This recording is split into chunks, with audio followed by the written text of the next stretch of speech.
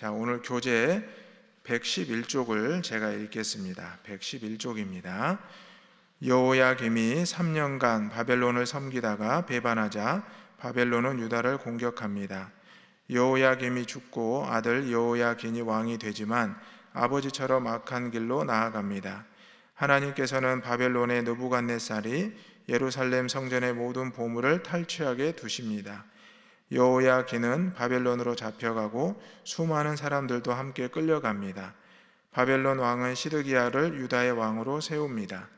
느부갓네살 왕은 예루살렘 성을 포위하고 시드기야의 두 눈을 빼고 바벨론으로 끌고 갑니다. 바벨론의 느부사라단이 예루살렘 성전과 왕궁을 불사르고 모든 집을 태워버립니다. 대제사장 스라야를 비롯한 유다의 신하들은 림나에서 죽임을 당합니다. 느부갓네살은 그달리아로 유다를 다스리게 하지만 왕족 이스마엘은 그달리아를 죽이고 애굽으로 도망갑니다. 여호야긴은 바벨론 왕 에월무로닥이 즉위한 해에 사면을 받게 됩니다. 아멘. 우리는 이번 한 주간 동안 열왕기하 말씀을 살펴보면서 남유다와 또 이스라엘, 북이스라엘 왕들의 모습을 살펴보게 되었습니다. 어떤 왕들은 여호와 보시기에 정직히 행했던 왕들이 있었고, 또 어떤 왕들은 여호와 보시기에 악을 행했던 왕들의 모습이 있었습니다. 오늘 말씀은 열왕기하 마지막 부분으로서 이제 이미 북이스라엘은 아수르에 의해서 멸망을 했고, 이제 남은 남유다 나라가 어떻게 멸망하는지를 알려주고 있습니다. 24장, 25장을 보면은 계속해서 그 죄의 길을 걸어가는 유다의 왕들과 백성들의 모습을 볼 수 있게 됩니다. 오늘 본문을 통해서 세 가지 기도 제목을 함께 나누도록 하겠습니다. 첫 번째 기도 제목은 반복되는 죄의 길에서 떠나게 하옵소서입니다. 반복되는 죄의 길에서 떠나게 하옵소서입니다. 오늘 본문의 24장 3절과 4절 말씀 한번 읽어보겠습니다. 3절과 4절입니다. 시작. 이 일이 유다의 임함은 곧 여호와의 말씀대로 그들을 자기 앞에서 물리치고자 하심이니 이는 므낫세에 지은 모든 죄 때문이며 또 그가 무죄한 자의 피를 흘려 그의 피가 예루살렘에 가득하게 하였음이라.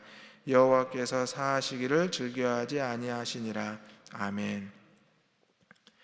이제 유다의 왕 여호야김이 왕위에 올랐는데, 오늘 24장 바로 위에 보면 23장 마지막 절 37절에 보면 여호야김 역시 그 조상들이 행한 모든 길을 따라서 여호와 보시기에 악을 행하였다, 이렇게 기록되어 있습니다. 바로 그 조상들이 행했던 가장 악했던 왕 므낫셋에 대한 이야기가 나오고 있습니다. 므낫셋에 대한 이야기는 21장에 나와 있는데요, 이 므낫셋 왕은 히스기야 왕의 아들입니다. 우리가 잘 알고 있듯이 히스기야 왕은 남유다의 왕으로서 하나님을 가장 잘 섬기고 또 하나님 앞에 바로 섰던 왕이었습니다.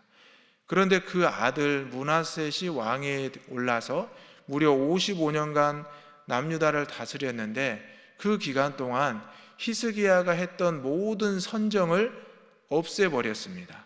여호와 보시기에 선을 행했던 그 아버지의 좋았던 모습을 전부 다 뒤로 하고 완전히 정반대의 길을 걸었던 왕이 바로 므낫셋 왕이었습니다.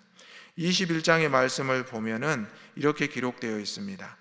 므낫셋이 악을 행하였고 이방 사람의 가증한 일을 따랐고 그 아버지가 회파했던 산당들을 다시 세우고 그 산당에서 바알신과 아세라신과 1월 성신을 경배하며 심지어 여호와의 성전에서 1월 성신을 위한 제단을 쌓고 여러 민족보다 심하게 이방의 신들을 따랐다라고 기록되어 있습니다. 여러분, 이 내용을 보면 55년 동안 그 선조 므낫셋이 얼마나 큰 죄를 지었는지를 알 수가 있습니다.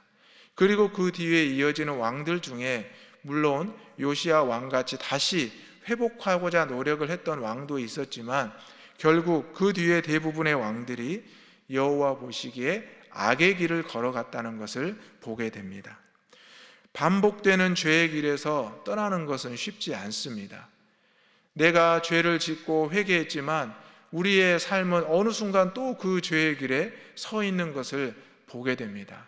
우리는 참으로 연약한 영혼과 육신을 가지고 있다는 것을 알게 됩니다. 어쩌면 그래서 우리가 일주일에 한 번씩, 아니 하루에 한 번씩 이렇게 주의 전에 나와서 또 가정에서 삶의 현장에서 주의 말씀을 들을 수밖에 없는 이유가 바로 여기에 있다는 것입니다. 여러분의 삶 가운데 여러분의 죄가 어떤 것인지 누구보다도 여러분이 잘 아실 겁니다. 나의 연약함, 내가 쉽게 저지르는 죄가 어떤 것인지 알 것입니다.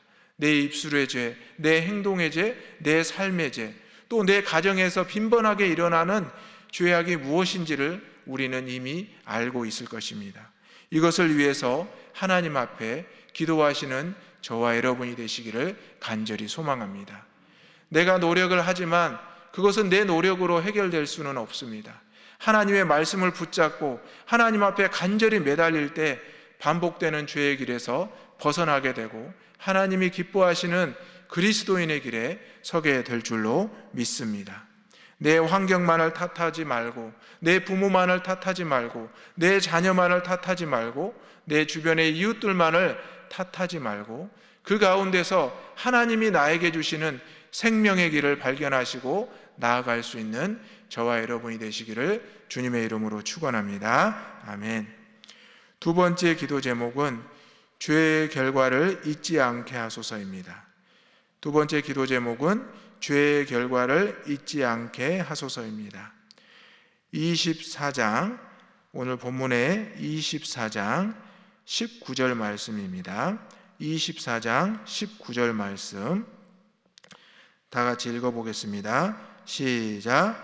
그가 여호와 김의 모든 행위를 따라 여호와 보시기에 악을 행하니라. 아멘. 결국 이스라엘 백성들 또 유다 백성들 차례대로 멸망을 하게 됩니다. 그런데 죄의 길에서 벗어나지 못했을 때 그들은 결국 죄의 결과를 맞을 수밖에 없었습니다. 죄의 결과는 나라를 잃게 되고 포로로 잡혀가게 되고 심지어 예루살렘 성전이 파괴되는 결과였습니다. 이러한 것이 이스라엘 백성들, 남유다 백성들에게는 씻을 수 없는 치욕이자 과거로 남게 되었습니다. 여호와 보시기에 계속 죄악을 행하는 여호와김, 그리고 시드기야 왕까지 계속 죄의 길을 반복하면서 결국 죄의 결과를 맞이하게 되었습니다. 사랑하는 성도 여러분, 우리는 죄를 지을 때는 그 달콤함 때문에 그 결과에 대해서 잊어버릴 때가 있습니다. 하지만 그 죄의 결과를 우리가 몸소 체험했을 때 내가 어떤 죄를 지었는지 깨닫게 됩니다. 그리고 다시 그것을 회개하고 돌이키게 됩니다. 하지만 첫 기도 제목에서 말씀드렸던 바와 같이 반복되는 죄의 길을 우리가 걸어가게 됩니다. 그 가운데서 반복되는 결과를 얻게 되고 우리는 그것에 대해서 늘 고민을 하게 됩니다. 하지만 우리가 분명히 기억해야 될 것은 죄의 원인과 또한 죄의 행동에 대한 결과는 반드시 따른다는 것입니다. 므낫세의 그 잘못에 대한 심판과 메시지가 전해졌고 그것이 후대에서 이루어졌던 것처럼 우리의 삶의 죄의 모습은 결국 결과로 이어지게 된다는 사실입니다. 결코 죄의 결과는 달콤하거나 좋지 않습니다. 그 당시에는 선악과를 먹었던 그 당시에는 좋았으나 그 결과는 참담했던 아담과 하와의 모습을 보게 됩니다. 오늘 우리의 모습 가운데서도 죄의 결과가 무엇인지 안다면, 그것을 경험하고 체험했다면 우리는 결코 그 죄를 짓지 말아야 됨을 기억하시기 바랍니다. 죄의 결과는 결국 남유다에 대한 심판과 멸망이었습니다. 그리고 모든 백성들이 바벨론의 포로로 끌려갑니다. 심지어 왕도 잡혀가고 그 자녀들, 부모들까지 다 잡혀가게 됩니다. 그리고 남은 자들은 비천한 자들, 천한 자들로서 그 땅에 남아서 포도원을 짓는 농부로 전락하게 되었습니다. 우리의 죄의 결과가 내 삶만 파괴하는 것이 아니라 내 가족과 또 내 이웃의 모든 공동체, 나라를 파괴할 수 있다는 사실입니다. 지도자의 잘못된 판단과 결정, 위정자들의 잘못된 판단과 결정, 결코 회개하지 않는 그 모습 때문에 국민들과 백성들이 엄청난 고난을 당한다는 것이 과거에도 있었고 현재도 있었고 앞으로도 일어날 수 있다는 것을 우리는 기억해야 될 것입니다. 사랑하는 성도 여러분, 죄의 반복된 길에서 떠나지 않고 또 그것을 행하였을 때 죄의 결과는 반드시 우리에게 임하게 된다는 것을 알아야 될 것입니다. 그 가운데서 우리가 해야 될 것은 하나님을 붙잡고 회개하는 행동과 모습입니다. 오늘 세 번째 기도 제목은 죄에서 회복의 기회를 주신 하나님을 바라보게 하소서입니다. 세 번째 기도 제목은 죄에서 회복의 기회를 주시는 하나님을 바라보게 하소서입니다. 25장 27절의 말씀입니다. 25장 27절의 말씀을 다 같이 읽어보겠습니다. 시작. 유다의 왕 여호야긴이 사로잡혀간 지 37년 곧 바벨론의 왕 에월므로닥이 즉위한 원년 12월 그달 27일에 유다의 왕 여호야긴을 옥에서 내놓아 그 머리를 들게 하고. 아멘. 유다의 왕 여호야긴이 바벨론으로 끌려간 지가 37년이나 되었다는 사실입니다. 우리도 일제감정기를 보냈지만 37년이라는 시간 동안 남유다의 땅은 완전히 황폐하게 되었습니다. 성벽이 다 무너졌고 모든 성이 다 파괴되었습니다. 그리고 하나님의 성 예루살렘 성전의 모든 기물들을 다 빼앗겼고 남아있는 것이 하나도 없었습니다. 그리고 그 땅에는 비천하고 천한 백성들만 남아서 농부로 전락해서 살아가고 있었습니다. 하지만 하나님께서 택한 그 백성을 하나님은 그냥 두지 않으셨고 37년 동안의 시간을 통해서 그들의 마음 가운데 하나님을 찾을 수 있도록 기회와 시간을 주셨습니다. 그리고 오늘 먼저 사로잡혀간 지 37년 동안 죄인의 모습으로 있었던 여호야긴 그 왕이 이제 머리를 들 수 있게 되었습니다. 28절에 보면 지위를 높여주었고 29절에 보면 죄수의 의복을 벗겨주었다고 말하고 있습니다. 생각해 보십시오. 남유다의 왕이었던 자가 37년 동안 옥에 갇혔고 죄수의 옷을 입고 있었다는 것입니다.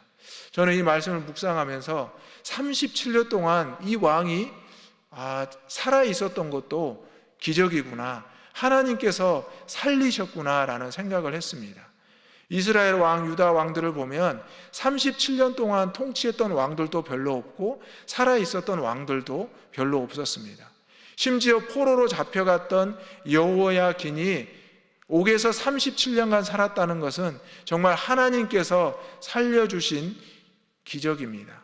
치욕적인 기간을 그가 살아내면서 어떻게 하나님을 다시 찾고 만나야 될지를 생각하게 돌이키게 했다는 기간입니다.